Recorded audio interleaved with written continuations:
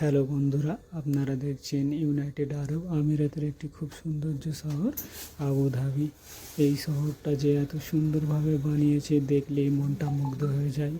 আমি এবং আমার বন্ধুরা সকল মিলে আজকে ঘুরতে এসেছি আবুধাবি মারিনা মল।